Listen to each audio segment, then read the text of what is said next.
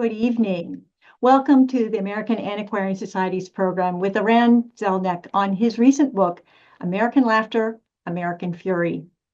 We are coming to you from the ancestral homelands of the Nipmuc tribal community, who remain an active presence here in central Massachusetts. My name is Nan Wolverton, Vice President for Academic and Public Programs at the Society. As a national research library, our mission is to cultivate a deeper understanding of the American past, grounded in primary sources like those in our vast pre-1900 collections, including newspapers, books, engravings, diaries, political cartoons, and materials written by and for children, and much more. We foster a broad community of inquiry through inclusive programs and support of scholarship. We welcome researchers from around the world and from right here in our own community in Worcester to use our collections, both physical and digital, and we host programs like this one that provide insights into the past and resonance for our own day.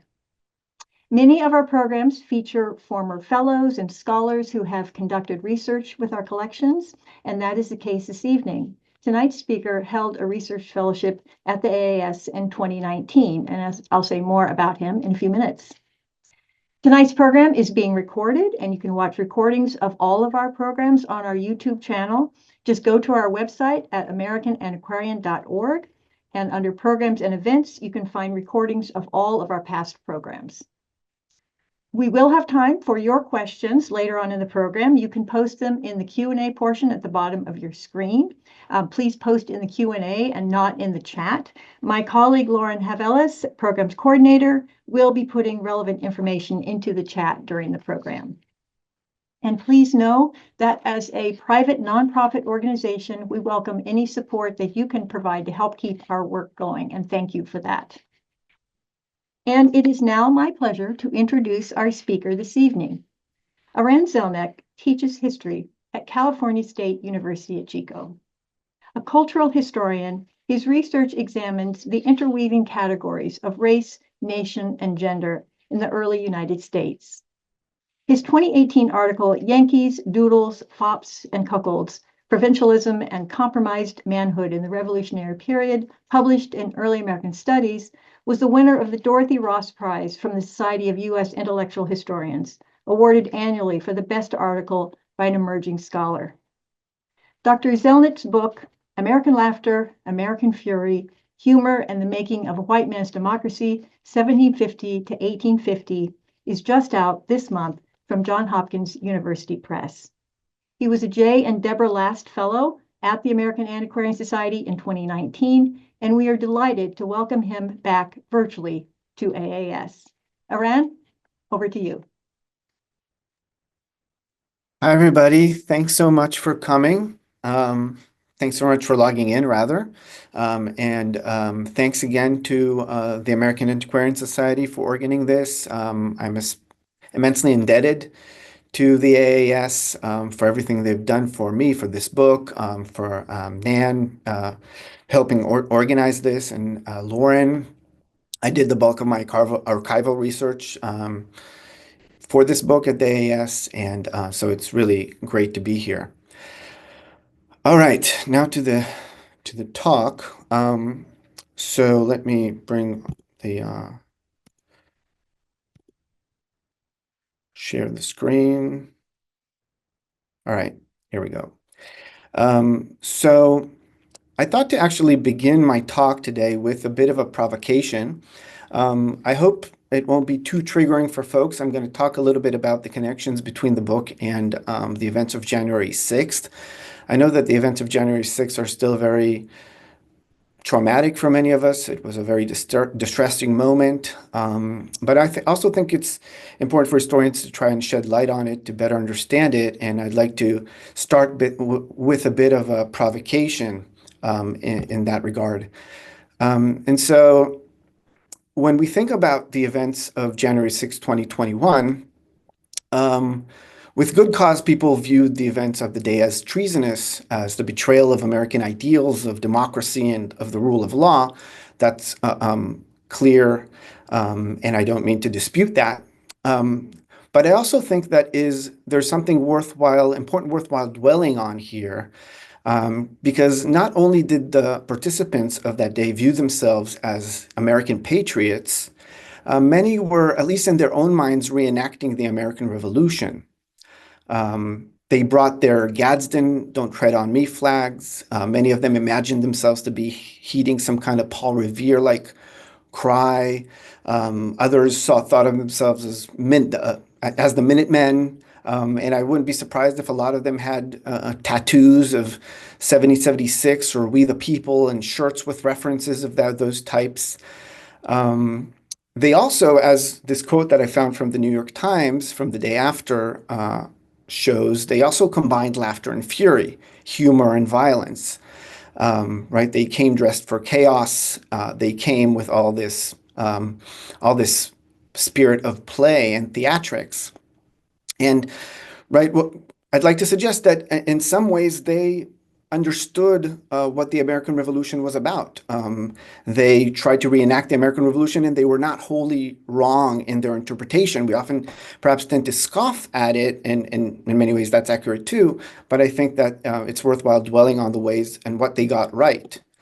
If we think about the American Revolution, of course, had many events that combined laughter and fury, that combined humor and violence. Some of the most iconic moments, tarring and feathering, of course, combined humor and violence. Of course, it was violence done to the person deemed to be the enemy of liberty.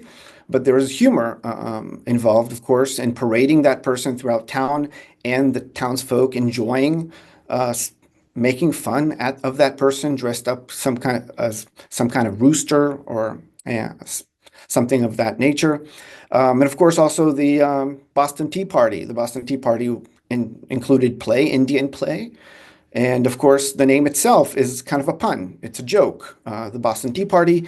And as Alfred Young showed, it's in a long line. It's a pun in a long line of puns and jokes made about this event even at the time and over the years. So there's something about the American Revolution that they got right, those folks. I'd also like to suggest that they got something wrong about, not wrong, I'm sorry, that they got right, about the founding of the nation, about the early American Republic, namely that it was a white man's democracy. And in many ways, that's what they were trying to retrieve, the United States, to make it, right, make America go back to the past when it was supposedly great, when it was a place where only white men could feel comfortable in their own skin.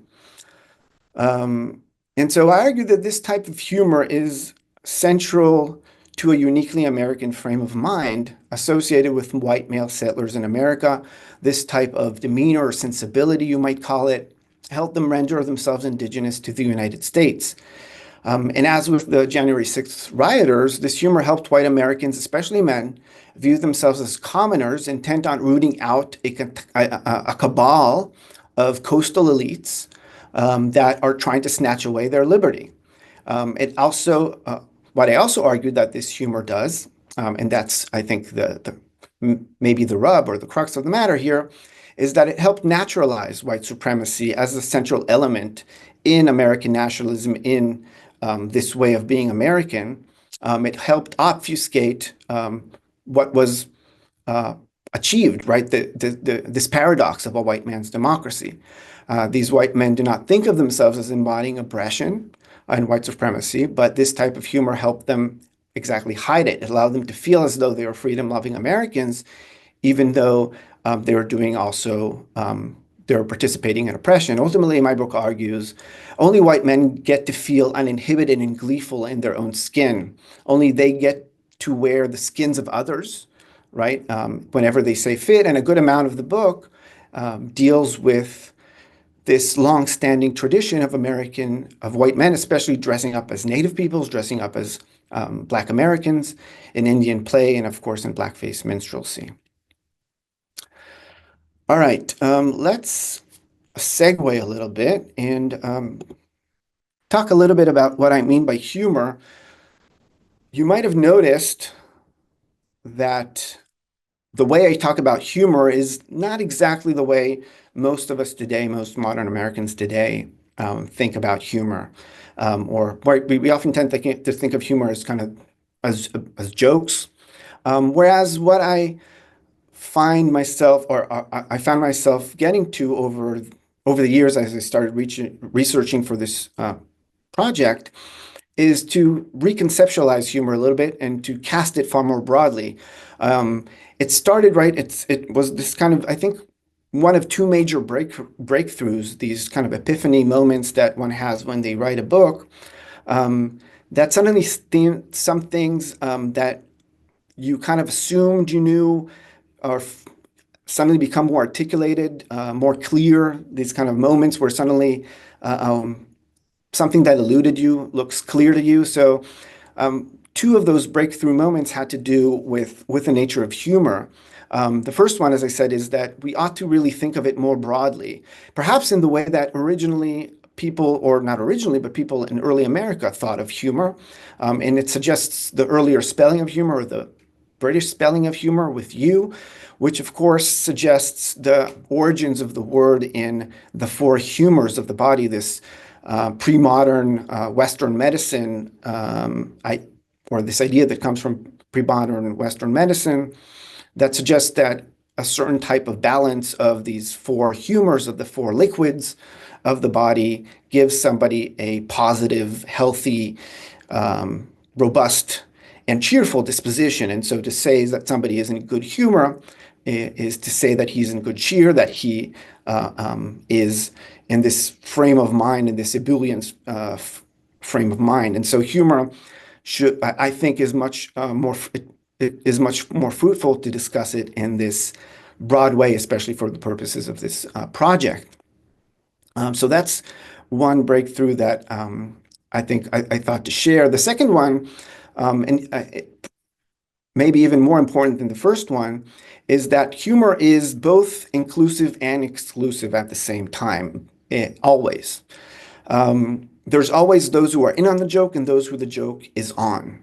And often there's also those who, or rather, there's always those who are in on the joke. There's always those who are not in on it fully. And sometimes there's those who the joke is on. And so humor is a natural adhesive between people, or this type of mirth, wanting to feel ebullient and good cheer and good humor is something that humans like to share. It brings them together. It's kind of this communion. So it's by nature creates these communities.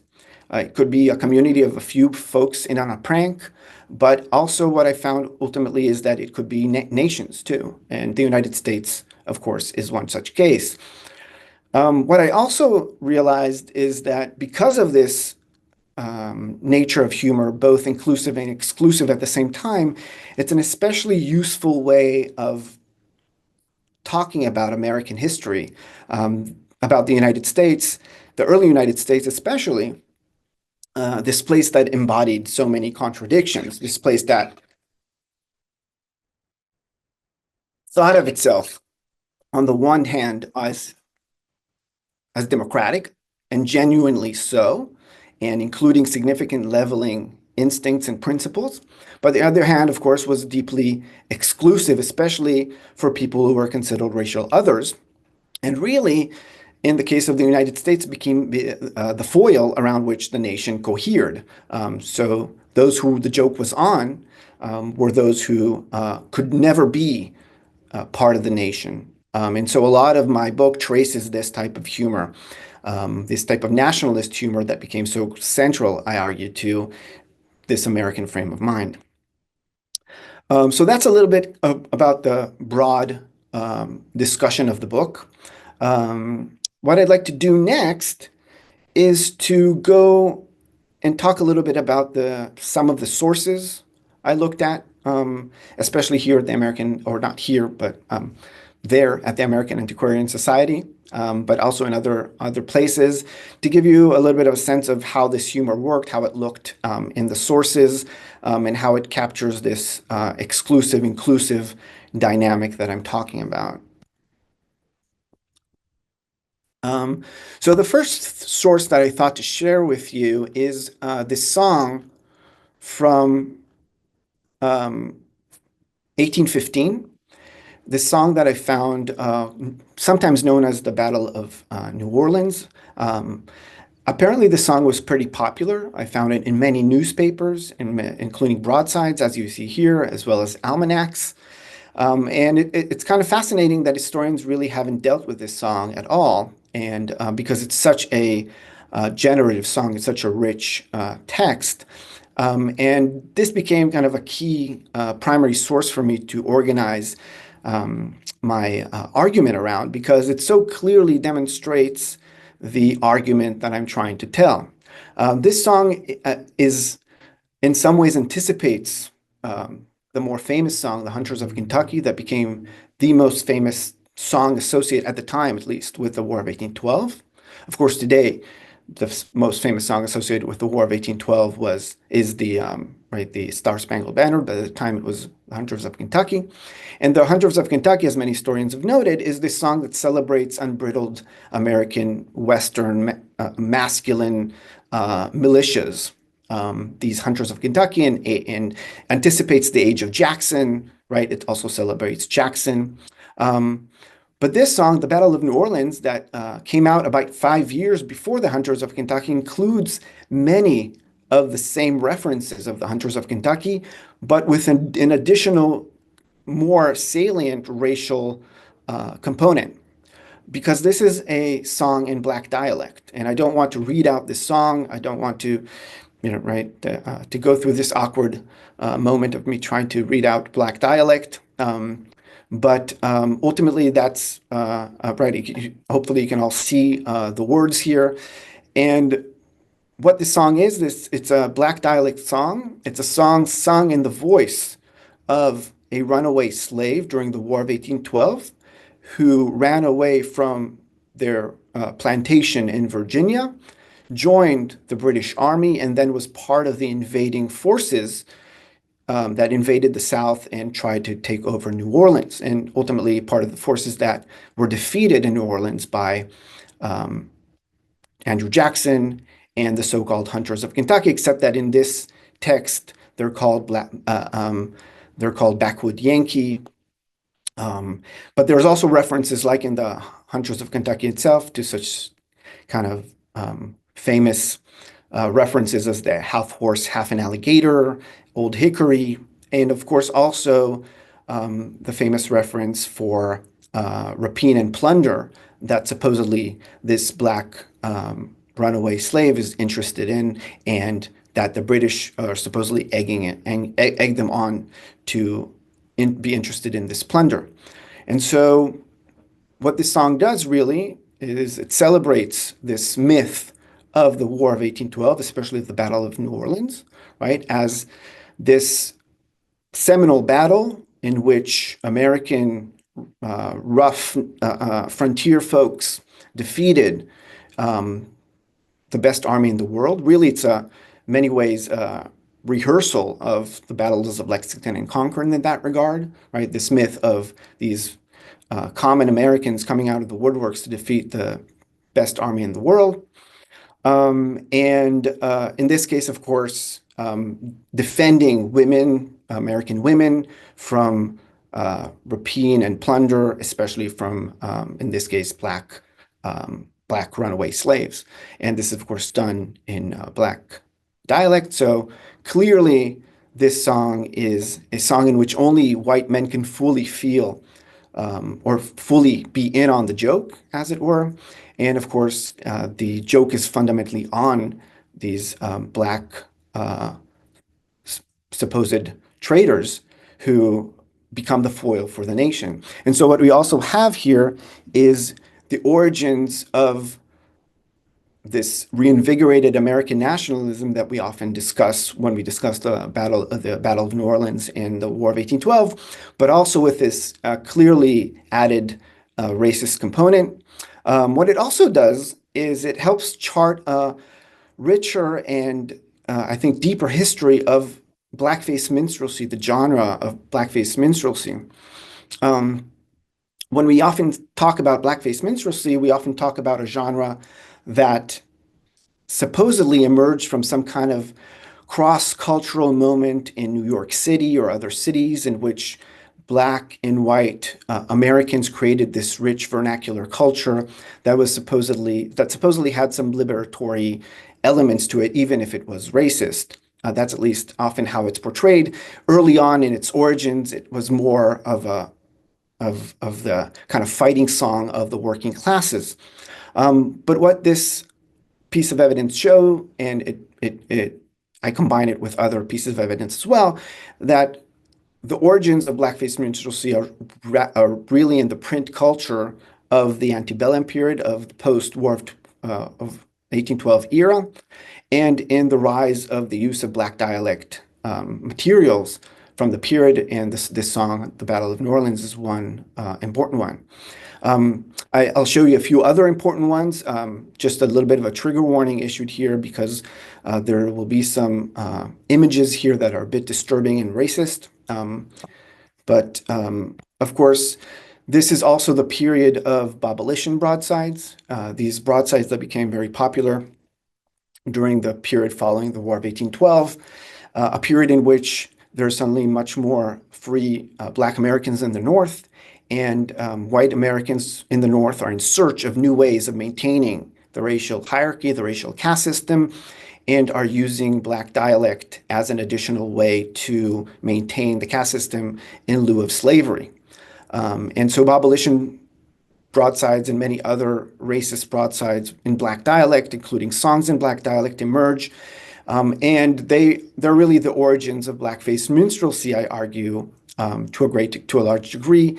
So it was not, in part, yes, it was a vernacular culture, but in part it also emerged from this very rich Black dialect tradition that emerged in North America and became even more racist than before. I'd like to share another set of primary sources that I looked at as well as embodying the argument that I'm making, and talk a little bit about the last chapter of my book. By the way, the chapter on blackface minstrelsy and its origins is the penultimate chapter, chapter 6. But chapter 7 deals with the print culture of the antebellum period that one scholar called Carnival on the Page. And what I've found is that that's right exactly what it was. It was this carnivalesque on the page, this ebullient humor on the pages of so many print materials from this period.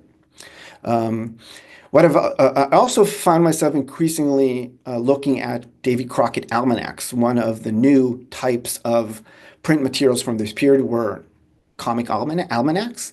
They were this interesting kind of middle halfway house of sorts between the older almanacs and the post-Civil War dime novels. So they became kind of the somewhere in between. They contained some astronomical information, but they were mostly about a variety of different jokes and in racy and racist images. Here we see some covers of Crockett almanacs, and as you see, I brought here 4 different ones, 2 for each year, that just to suggest that there were several types of these Crockett almanacs. And that how they were full of these very, very rich, vivid, racy images, often of Davy Crockett fighting animals. If you also read through them a little bit more, you also see that he often fights Native peoples, he often fights Black Americans, and with a lot of additional very, very disturbing language and a lot of very disturbing imagery as well.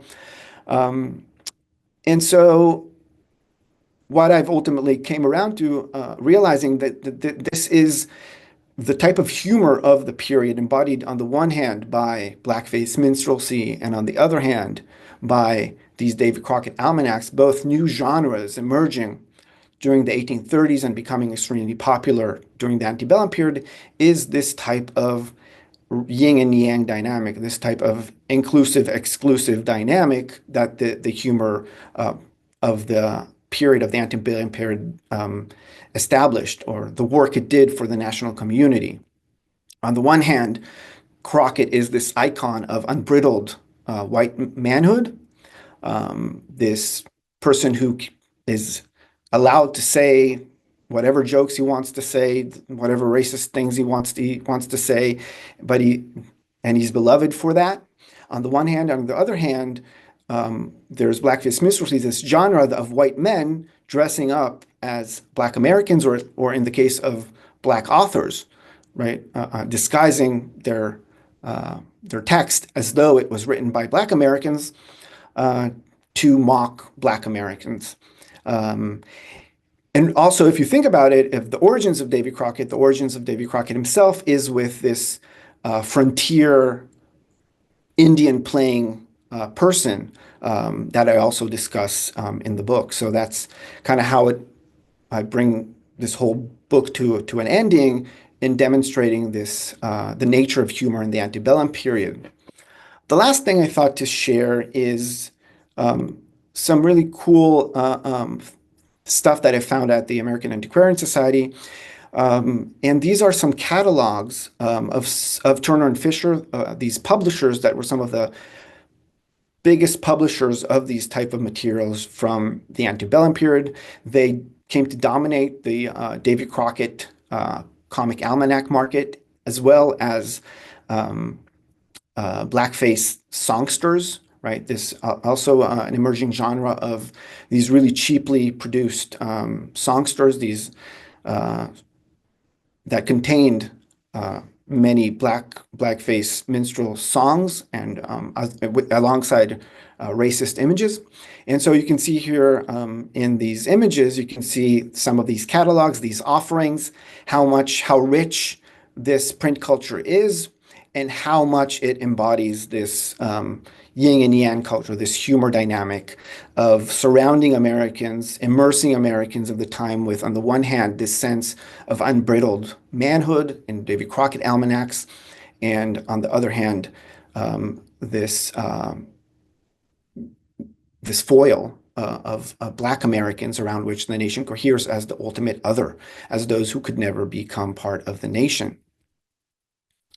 And here you can see, for example, some of the catalogs. You can see that they sell them by the thousands, these Davy Crockett almanacs. And by some estimates, there's millions of these almanacs in circulation by the 1840s and 1850s. And in many ways, one might say that aside from, if you regard them as one publication, they might have been the most ubiquitous publication aside from Bibles in the antebellum period. So ultimately, what I argue, and kind of how I'd like to close, what the humor of the antebellum period did, this carnival on the page did, the work it performed for the nation was to make it clear that the United States is a white man's democracy. This, right, this weird iconic, or this weird combination, contradictory combination that the United States embodies. Humor naturalized this. It made the contradiction of the United States work. Thank you very much. Great. Thank you, Eran. That was really, really a fun, quick introduction to what is a very engaging and expansive book. And I want to take a little time to get you to say a little bit about other parts of the book that you didn't have time to talk about. But also, I wanted to say, seeing those comic almanacs that you shared reminds me how often we see when researchers work with those, just how hard it is for people to look through them because of the nature of the material, so-called comic, right? Really very disturbing images. And I was reminded of that when I saw those. And I think when you were working with those, you had the same experience. Yeah. It's a tough thing to work with some of this material. But I wanted to get you to talk a little bit about some of the earlier chapters about the American Revolution. You started out with that, but I wonder if you could say a little bit about Yankee Doodle and how that became the sort of de facto anthem of the American Revolution. Even though that character, the Yankee character, is sort of a considered something of a kind of a clown. And I guess this is a way of kind of getting at that question of class and what was going on during that period. For that to become the anthem. I hope you could tell that story. Mm-hmm. Yeah, no, yeah, thanks for the question. It's an important component of the narrative. So really what I try to relate is this narrative of democratization gone awry, right? How there was real democratic potential in early America. This humor contained real democratic potential. But ultimately, a lot of this humor turned into a lot of racist stuff, and it was part and parcel of it. But in order to establish this democratic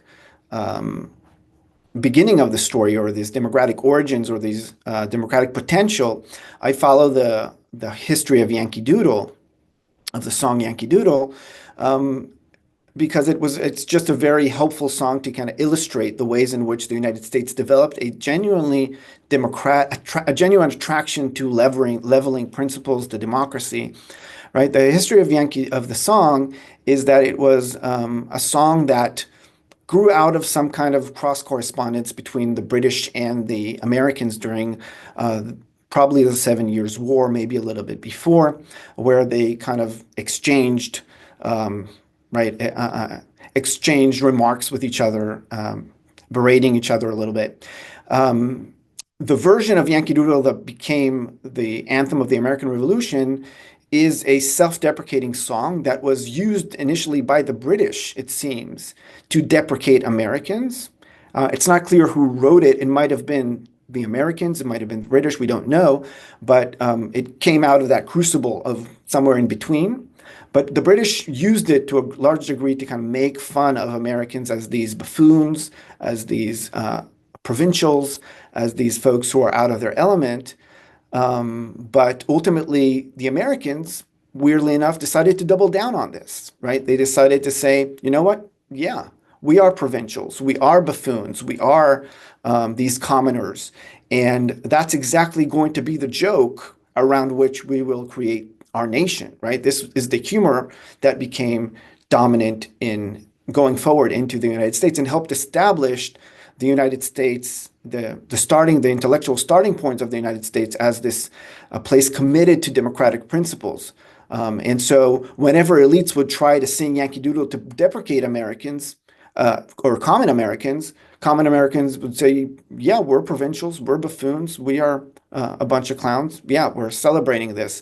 And that allowed them to double down on their commitments to democracy and to genuine leveling principles. So that's kind of allows me the history of the Yankee Doodle, the song Yankee Doodle, which was the most popular song in early America by far, maybe until the Hunters of Kentucky or Jumping Jim Crow came around. It helps me tell that early part of that story. All right, thank you. We have a lot of questions coming in, so we can pivot to questions coming from the audience for now. And I do want to just start by addressing a question that came in early on. Someone's wondering about the inscription at the bottom of plate 1 in your second slide. And I think and that's actually on the cover of your book as well, that image. So that's the Bostonians paying the excise man or tarring and feathering, correct? That's right. Yeah. It was hard to see on there, and I just want to make sure that viewer got that. I don't know if that image, where did you get that one? That's not. So that image, the Bostonian paying the excise man or tarring and feathering, it came from the John Carter Brown Library. It's from 1774. My best guess, it's a British. Yeah, it was published in London. It was published in London. My best guess that it was actually anti-American to some degree. That was what it seems. But there's also factions that were celebrating the tarring and feathering. There's other imprints from the period that are supportive of the Americans and are celebrating. So we don't know for sure, but I don't know for sure, at least. Maybe somebody else does, but it seems that it was an anti-American imprint. Yeah, I and it think, gets reproduced later, doesn't right. it, in other Right, areas it gets into the reproduced. 1830s and 40s. These things keep Right, being recycled. right. We have a good question here from Todd Thompson. Says this is great. I'm glad you mentioned Turner and Fisher. The Crockett almanacs changed once they got their hands on them in the 1840s. Even more jingoistic, nationalistic, etc. The Fisher almanacs too. All of these almanacs really get into the Oregon Territory 5440 fight with Britain as well. In your reading, how might that fit in with the white supremacy issue you're getting at here? Does it tie with the U.S.-Mexico War, or connecting back to the War of 1812? And Todd was here as a fellow and also recalls going through those almanacs and how Mhm. taxing that was Yeah. emotionally. Yeah. Yeah, totally. So as Todd noted, yeah, the when Turner and Fisher got hold of the Davy Crockett almanacs, it became more and more racist, more and more nationalist, more and more just kind of screaming and racy, and just full of vitriol. Um, and what I argue is that it's very much as you noted, kind of this continuation of this nationalist fervor that we sometimes call a manifest destiny.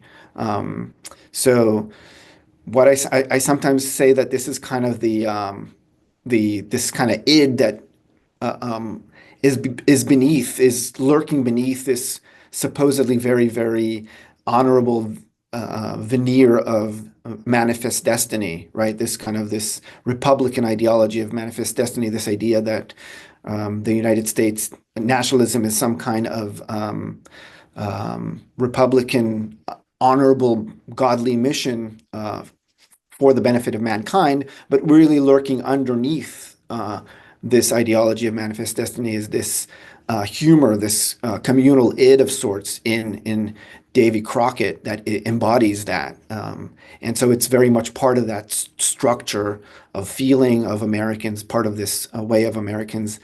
They could turn to Davy Crockett almanacs as part of their nationalism, or they can, talk about manifest destiny, right? Depending on their mood, depending on who it was at the moment and what they were feeling. Very good. Thank you. Um, Tim Lacey has several questions. Um, and well, we may or have time. We'll just start with his first question is just maybe a fairly simple one. Did any of the humor that you encountered translate to the present? In other words, was any of it funny to you today? Not really. There was a few moments that it was funny. I think this humor at its best is somewhat funny when I think like most humor, when it punches up. And to some degree, it punches up when it's this kind of self-deprecating humor, right? I find it kind of, to some degree, um, funny and satisfying when, Americans decide to celebrate their provincialism. Um, I also, there's even some moments in David Crockett where it becomes so silly that it's sometimes funny. For example, there's David Crockett teaching his animals to dance the polka. I found that funny, and I had to include that image. But for the most part, I didn't find it too funny. I found it pretty disturbing. Yeah. Well, and that leads to a second question: was the worst humor really always denigrating ethically to the other natives, enslaved people of color? And that relates to another question that James has, which is that says you focused on humor in terms of blacks. What about humor regarding immigrants? I don't know if you want to kind of combine those two in terms of Mhm. the denigrating the other. Mhm. Yeah, I don't really deal with humor regarding immigrants too much, or really much at all. I make some gestures about it in the last chapter, discussing how at the time there was elites were very quick to denigrate, to make fun of working class Americans as part of their attempts to distance themselves from them. Um, and track a little bit of the history of blackface minstrelsy when it becomes kind of a more confusing genre later on, when it also becomes a genre used by reform American by reformers and by middle class Americans as well. But for the most part, I don't deal with that. I do deal with humor, and it's with this kind of with Indian play a lot, but that I didn't really discuss too much here. Mhm. Um, and there's kind of a question here about again from Tim about reception. How much evidence were you able to get at in terms of the audience reception, discussing pamphlets, images, and so forth? Um, yeah, so reception, of course, always somewhat tricky, but the catalogs, I think, help to show that if they printed so much of them and offered them in such bulk, that they were right consumed in huge amounts. We also find a lot of references. For example, I find stories in newspapers about somebody um, singing a song at night, right, and being arrested for singing, for being drunk and singing "The Hunters of Kentucky" or singing something else. So there's some of that type of stuff. You find evidence in a newspaper of some kind of anecdotes. You find some evidence in just right the catalogs themselves. You sometimes find evidence in the advertisements in newspapers, right? If there's just the amount of advertisement for a certain type of popular culture items, references, right? If people start to say, to reference Jim Crow or reference Yankee Doodle, you get a sense that this is very much a popular song, and you get a lot of such references. So those are the main ways that I established reception. Yeah. Yeah. Okay. Great. Lila Cock is wondering, it says a great talk, has a question about age. So humor, she notes, humor, delight, mischief has been often throughout history associated with youth and childhood. Did you observe young people to be a driving force of humor in your research? And how did age intersect with the other powerful axes that you outlined, such as white American men? Mhm. Yeah, that's an interesting question. I have to say that I really haven't thought too much about age. What I have thought of, though, is that this is certainly part of this kind of id, how this type of virile manhood is this buoyant, childlike, right? Many of these Davy Crockett almanacs are really kind of seem like children's literature, really, of sorts, and they kind of were. I don't, not really, but how childlike the the American frame of mind, this white American frame of mind often is, right? This full of childlike energy. As for specifically if there were children who did it more, or how that played out, I have to admit that I really haven't thought about it too much. But it's an interesting thing to kind of track for sure. Yeah. Yeah. Very good. Henry Kirby is again, thank you for the great talk. Learned a lot, such as about the abolition literature. He has two questions. We'll just go with the one of he says that your book rightly focuses on the ways that white American men used humor to naturalize their sense of white supremacy. I wonder if in your research you came across any examples of humor, perhaps we can say resistant humor, in early Black or Native print culture. Um, so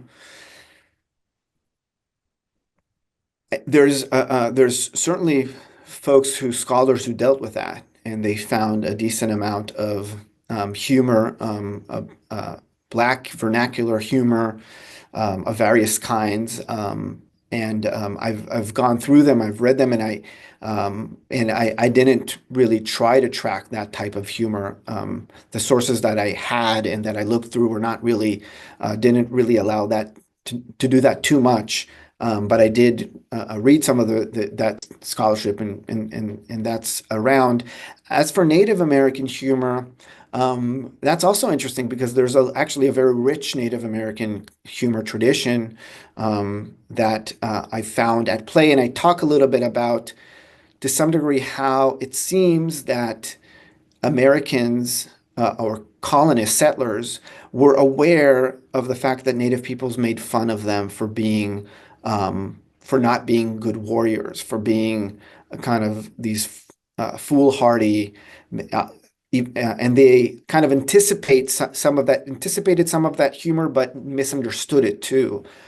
So, for example, they knew that Native peoples would often mock white American men for being women, for not being good warriors.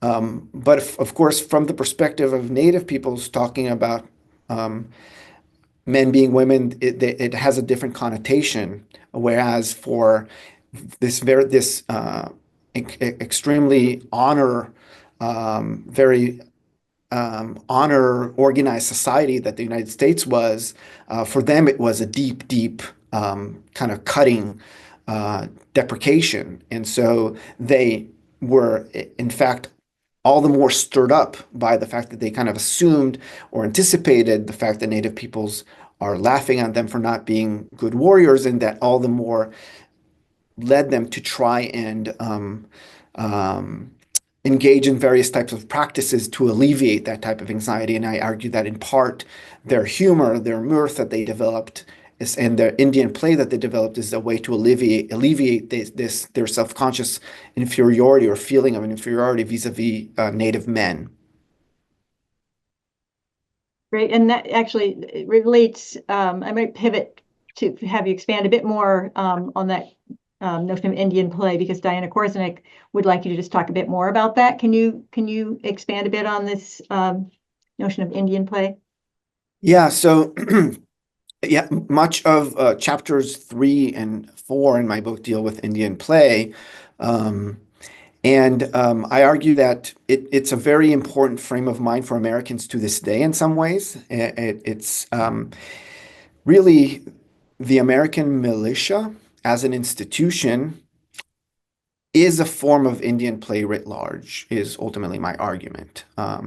So as it developed over the years, the American militia, the militia tradition, the way they handled themselves in the militia, the way they garbed themselves in the militia, the way they fought in the militia, and they often thought of themselves as fighting like Indians. They were very much attracted to this idea that they dress up like Indians, that they can do stuff that Indians do just as well as them, and that they were very attracted to also kind of having all kinds of ceremonies like Indians and demonstrating these ceremonies to attract a lot of this tradition within the colonial militia. And also in events like in Lexington and Concord and in the Battle of New Orleans. So in Lexington and Concord, one of the interesting things that you find is that a lot of Americans are super excited that Americans actually are fighting like Indians. And a lot of the American militias, as they're organizing in the Revolutionary War, they are garbing themselves like Indians, and they're proud of it. Very, very different from the British redcoats. They have these kind of brown shirts, these hunter shirts, this stuff that they learn. And of course, many of them also prefer rifles to muskets as well as part of this, their understanding of the Indian way of war and their assumption that they themselves are embodying it. And so really the militia tradition as it emerges and as it still, I argue, still is to this day, is kind of hold some of these vestiges of Indian play. Especially if you think of the militia, and as I do, I think of it as a kind of metaphor for the nation, right? It's a way that allows common Americans, to understand what it means to be a part of a nation, right? A nation is something very, very nebulous, not something that's easily imagined, right? And so, kind of influenced a little bit by ideas of scholars like Benedict Anderson, I argue that as Americans were trying to imagine what it means to be part of a nation, the metaphor of the militia really helped them. They being in the militia really helped them, and so the militia is a form of national Indian play, really writ large.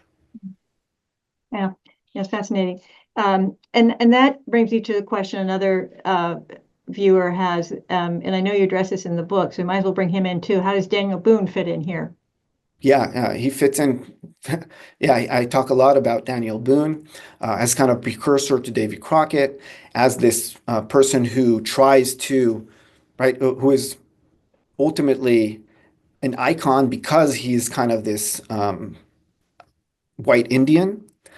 He's a guy who's a white man who can do what Indians do better than them, supposedly.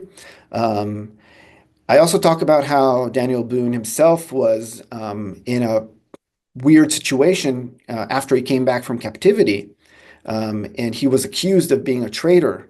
Um, and so how he handled these tensions, he handled these tensions by committing himself to the project of white settler society unambiguously, right? The first thing he does when he comes back, he leads a raid. And in the raid, one thing we know is that they're all dressed as Indians. Um, and so, right, yeah, Daniel Boone is a big part of this story. Um, we have a question that I didn't get to before, several others I still would like to get to, and we do have time for it. But Henry had a second question wondering if how you imagine the more anthologized or high culture literary humorists, such as Washington Irving, fitting in with the new narrative of early American humor that you present. Yeah, I actually have a whole chapter devoted to elite humor, chapter two. So I argue that elite humor was very much also at play in early America. There was attempts by elites to distinguish themselves from the masses through this humor that they often called wit. Um, and they imagined themselves to be these cliques, these groups of witty Americans that live joyously and kind of make fun, condescendingly make fun of the plebs, of the masses.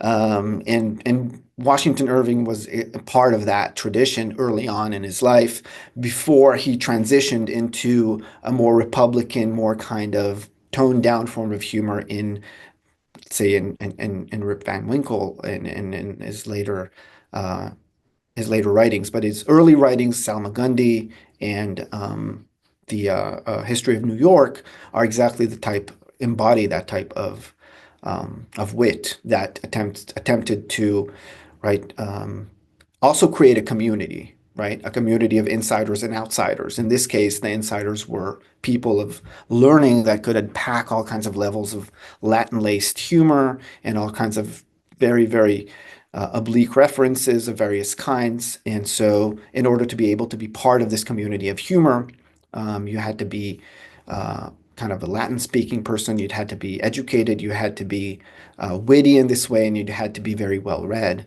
And so that they tried to use this humor to curb the forces of American democracy, but they were ultimately not successful.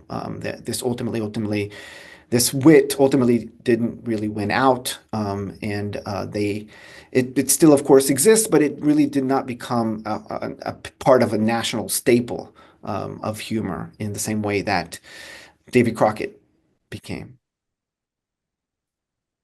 We have a question here asking if you look at circus humor.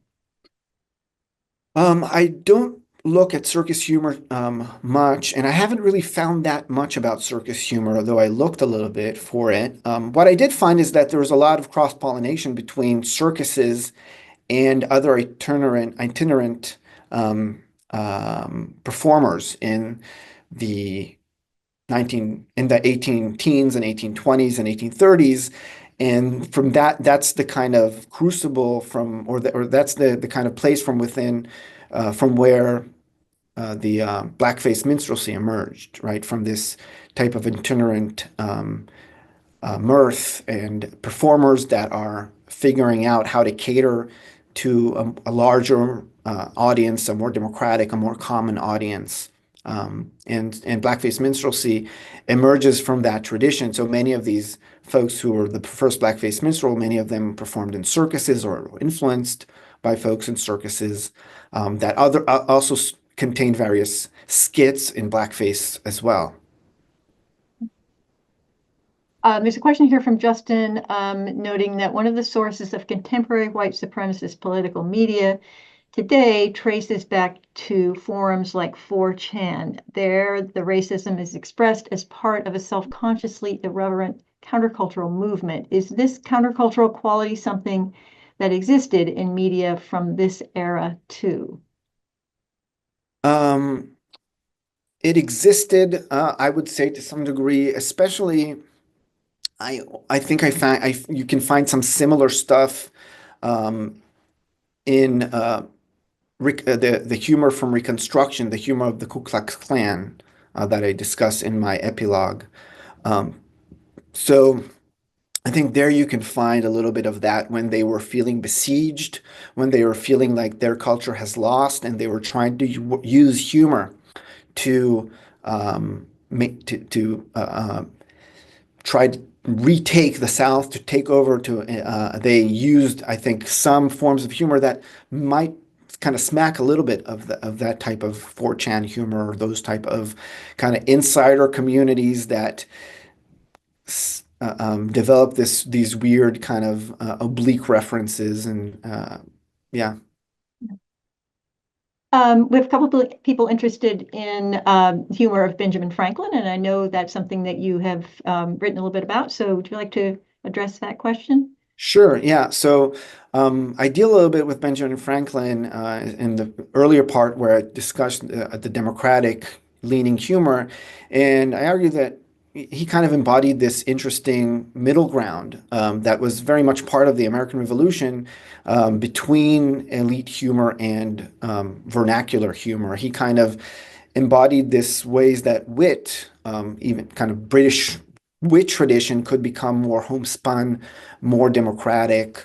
Um, and he was part of that establishing this democratic tradition, right? If you think he's a little bit more Yankee Doodle, say, than he is high wit of Washington Irving and others from Salmagundi, say. But and ultimately, I argued that a lot of the wits of the early America that tried to curb the forces of democracy, they hated Benjamin Franklin exactly because of that. He was their kind of foe. They were against this type of humor, and they had to deal with his looming figure, which is part of the reason that many elite Americans barely mention him when he passes away in 1790, and really kind of he's somehow kind of forgotten. There's not a lot of eulogies in France. There's more eulogies for Benjamin Franklin than there are in the United States, especially when you compare it to later Washington when he dies. Yeah, sure. Well, we're getting close on time. I have a question I think will be good to end with from Marshall. He asks, what was the most challenging part of the book's development for you? Um, I think the most challenging part was that breakthrough that I discussed to kind of really, it seems now to be very obvious. But it wasn't obvious to me at all, and it took me really a long time to come around to realize that humor operates in this inherently violent way. My intuition was that humor is more liberating than oppressing. That was just my intuition, just because I like humor, I enjoy humor. So it took me time to realize that it actually is intrinsically violent humor just as much as it is liberating. And it has always been that way. And that it operates in this inclusive, exclusive nature. So yeah, I think that was the major thing I needed to come to grips with and articulate. Wow. Well, thank you again so much for sharing your work with us. It's great to hear more about all the book in the discussion. You gave a great presentation and really appreciate all the really good questions that came this evening. So thank you so much. We really appreciate having you here, and hope everyone will take advantage of reading the book, and there are links in the chat for ways to get access to that. I want to thank everyone for joining us this evening. I wanted to say a quick word about our next program, which will be on Wednesday, February 19th at 7 p.m. Eastern Time. This is a program that will be featuring Marianne Shad Carey and her recent publications on her life and her work.